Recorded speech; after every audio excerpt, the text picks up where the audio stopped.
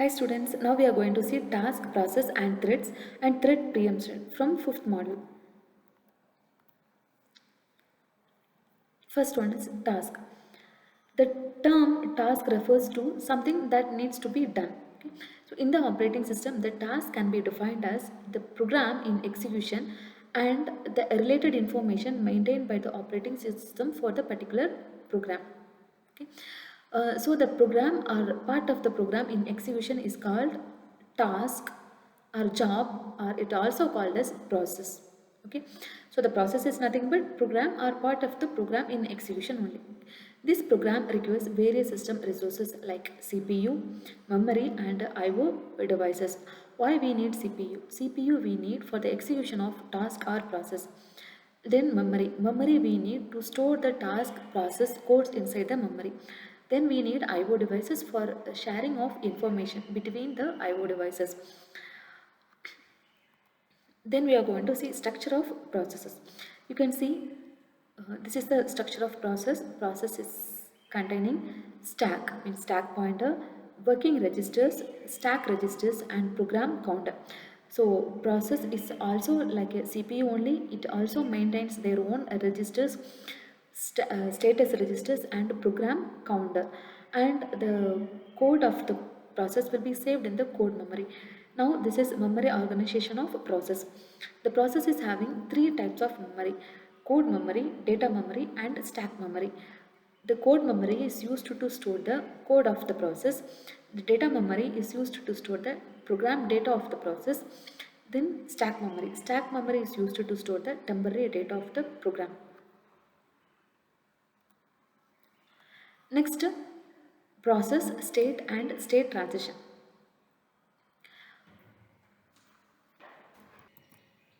There are 5 states: created, running, blocked, ready, running, blocked and completed. Okay. So the cycle through which a process changes from first state to last state is known as process life cycle. So the first state is created and the last state is completed. So the cycle through which the process changes its states from newly created to execution completed state is known as process life cycle. Okay. Then state transition. State transition is nothing but movement from one state to another state.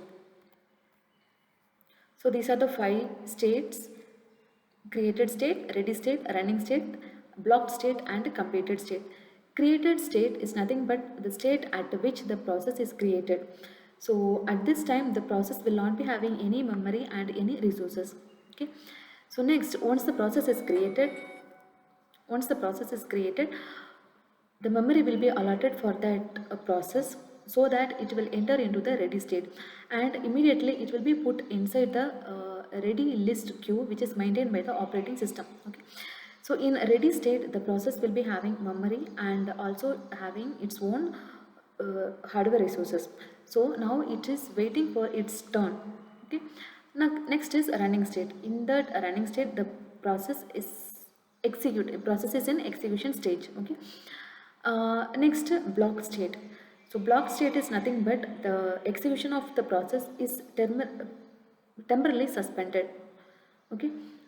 So this may happen if the hardware resources which is needed by the process is not currently available.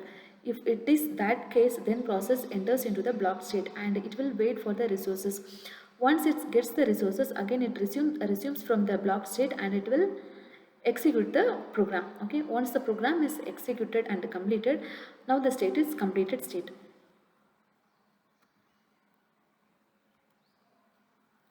Thread. Thread is the primitive that can execute. Okay, so this is the individual execution unit of the code. So this thread is also called as lightweight process. A process can have multiple threads of execution. If there are different threads for the same process, all the threads are called part of the process. So all the threads are sharing the same address space and memory space. Okay. So like the process, this thread also maintain their own thread status, program counter and stack register. Next one is thread preemption. Preemption. This thread preemption is the act of preempting the currently running thread, means temporarily stopping the execution of thread.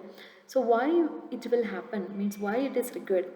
So this thread preemption is performed for sharing the CPU among all the threads. Okay, so the switching, execution switching from one thread to other thread, it is called as thread context switching. Okay, so this is performed for CPU sharing among all the threads which are available. There are two types of threads, user level thread and kernel or system level thread. This user level thread, it will not take any support from operating system or kernel. It exists only in the running execution. Then kernel level or system level thread, so it takes the support from operating system and the kernel. So the operating system treats this kernel level thread as a individual execution unit. Okay, and this operating system, it decides the thread preemption or context switching based on the scheduling policies only, scheduling policies which is maintained by the operating system only. There are different types for binding the user level threads with the kernel level threads. Many to one model, one to one model, and many to many model. Many to one model means many user level threads are mapped with one kernel level thread, kernel level or system level thread. One to one model, here one system level thread will be mapped with any one of the kernel level or system level thread. Next, many to many model. Here many user level threads are allowed to be mapped with many kernel level or system level threads. Thank you.